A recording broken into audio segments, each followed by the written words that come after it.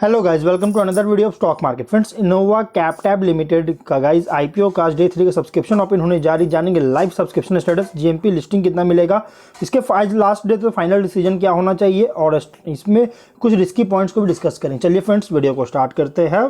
तो गाइस देखिए, ये आईपीओ जो 21 को ओपन हुआ था, 26 को आज के दिन क्लोज किया जा रहा है। 570 करोड़ का बुक बिल्ड इशू आईपीओ, जिसमें से 71 लाख शेयर्स फ्री इशू किया जा रहा है 320 करोड़ का, और 56 lakh shares free offer for sale है 250 करोड़ का।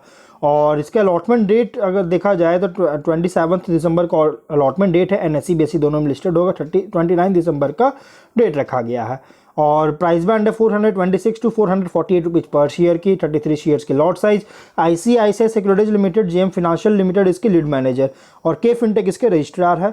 वहीं अगर हम इसके प्रोमोटर होल्डिंग की बात करें, प्री इशू 66.85% की प्रोमोटर होल्डिंग देखने को मिल जाएगी।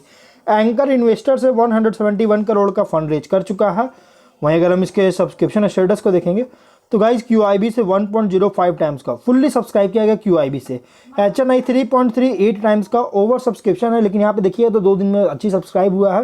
रिटेल 5.22 टाइम्स का ओवर सब्सक्रिप्शन है, टोटल 3.64 टाइम्स का। तो गाइज जितने भी कैटेगरीज है, चाहे QIB हो, HNI हो या रिटेल हो, तीनों कैटेगरीज से कंपनी बहुत ही अच्छी सब्सक्राइब देखने को मिली है।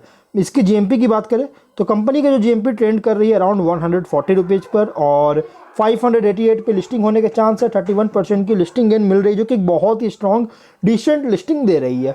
बिजनेस मॉडल की बात करें तो जनवरी 2005 में इनकॉर्पोरेट किया गया था, जो कि एक तरह का फार्मास्यूटिकल कंपनी है। 3 बिजनेस सेगमेंट में ऑपरेट करती है।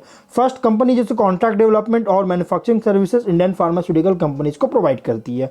सेकंड, कंपनी का है बिजनेस है ब्रांडेड जेनरिक्स में, जो सो बिजनेस डोमेस्टिक बिजनेस डील करती है। और थर्ड है ब्रांडेड जेनरिक्स में ही डील्स करती है इंटरनेशनल बिजनेस का, मतलब इंटरनेशनल बिजनेस डील करती है।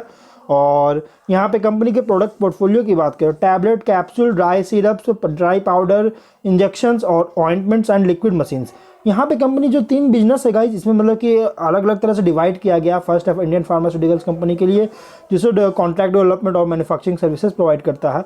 सेकंड है देखिए, और उसके बाद ही डोमेस्टिक भी अलग से इसका डिवाइड किया गया, ब्रांडेड जेनरिक्स में जो डील करती है डोमेस्टिक में, और इंटरनेशनल ब्रांड बिजनेस भी करती है, जिसमें ब्रांडेड जेनरिक्स में भी डील करती है।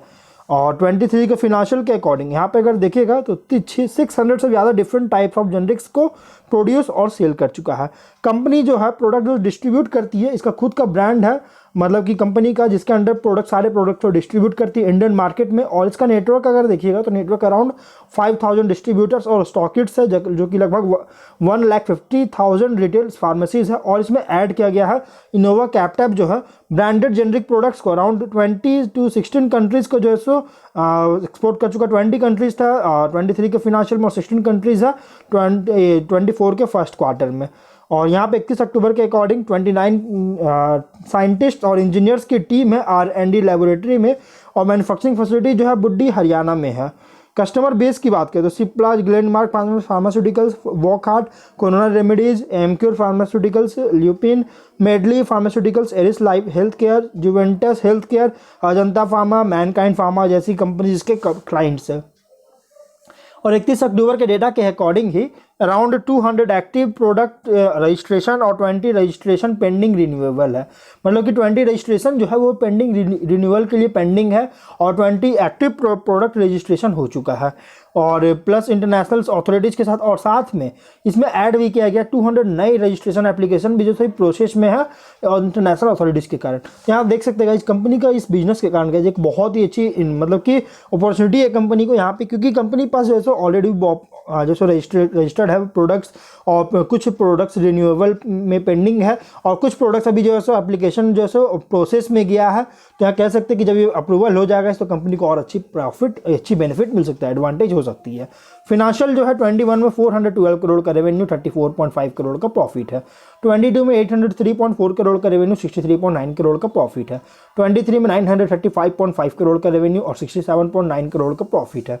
फर्स्ट क्वार्टर 24 में 234.3 करोड़ का रेवेन्यू, 17.5 करोड़ का प्रॉफिट है। तो गाइस कंपनी का फिनेंशियल जो है अच्छी ग्रोथ हुआ है, लेकिन 23 के बॉटम लाइन में, मतलब प्रॉफिट में उतना ज़्यादा ग्रोथ नहीं कर पाई थी 22 के कंपैरिजन में। तो कह सकते हैं कि थोड़ा सा मार्जिन प्रेशर पड़ा था 23 में, क्योंकि यूएस में इन्फ्लेशन बहुत ज़्यादा किया गया था। ये भी एक बहुत बड़ा रीज़न है। अगर हम बात करें इसके कुछ रिस्की पॉइंट्स को, तो गाइस कंपनी का कुछ रिस्की पॉइंट्स में हाईली कॉम्पिटिटिव मार्केट में ऑपरेट कर रही है, plus substantial working capital requirement और वर्किंग कैपिटल एक्सपेंस की जरूरत होगी। यहाँ कंपनी जैसे चाइना पर बहुत ज़्यादा डिपेंडेंट है, चाइना से और हांगकांग पर रॉ मटेरियल सप्लाईज के लिए। और इसके कारण अगर पॉलिटिकल, इकोनॉमिक और सोशल कंडीशंस जो ग्रेटर चाइना में जो भी एक्सपोज हो रही है इसकी वजह से इम्पैक्ट पड़ सकती है।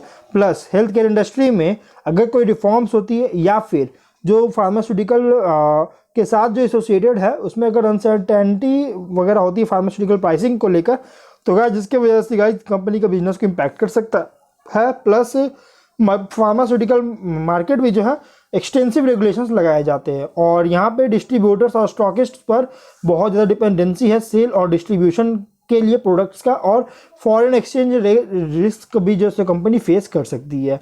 वहीं अगर ऑब्जेक्ट की बात करें तो यहाँ पे कुछ लोन्स है कंपनी पर जिसका रिपेमेंट करना चाहती है। इसका सब्सिडरीज में भी कुछ लोन्स है, उसमें इन्वेस्टमेंट करके पेमेंट करना चाहती है। वर्किंग कैपिटल रिक्वायरमेंट को फंडिंग चाहती है। जनरल कॉर्पोरेट पर्पस के लिए आईपीओ लाया गया है। Company branded generic pharmaceutical products manufacturers को जो है मतलब कि branded generic pharmaceutical products manufacturer है जो कि डोमेस्टिक और इंटरनेशनल मार्केट्स में प्रोवाइड करता है। टॉप एंड बॉटम लाइन से अच्छी ग्रोथ हुआ। रिसेंट एक्विजिशन किया गया है सैरोन बायो का जो रिसेंट एक्विजिशन किया गया कंपनी के द्वारा, जो कि कह सकते हैं कि सिनर्जिस्टिक ग्रोथ प्लान्स लेकर आई है। प्लस नए प्रोडक्ट पोर्टफोलियो भी जैसे गियरिंग अप में है, जो कि कह सकते हैं कि जो भी पेंडिंग में है रजिस्ट्रेशन के लिए एप्लीकेशन जो है सो भी प्रोसेस में गया, ये एक बहुत अच्छी बात है। प्लस जम्मू में एक नया प्लांट भी जैसे सेटअप करने जा रही है, तो इसलिए गाइस यहाँ कह सकते हैं एक्सपेंशन के बाद कंपनी का प्रॉस्पेक्ट बहुत ही ब्राइट हो सकता है। इसलिए अगर आप इसको इन्वेस्टमेंट करना चाहते हैं मीडियम टू लॉन्ग टर्म के लिए तो आप इसमें अप्लाई कर सकते हैं। लिस्टिंग भी बहुत ही स्ट्रॉन्ग देता है, आप लिस्टिंग के लिए अप्लाई कर सकते हैं गाइस। तो हम लोग जो है वीडियो कहीं पर एंड करते हैं। अगर कोई डाउट है कमेंट बॉक्स से पूछे। मिलते हैं नेक्स्ट वीडियो में। Till then bye bye.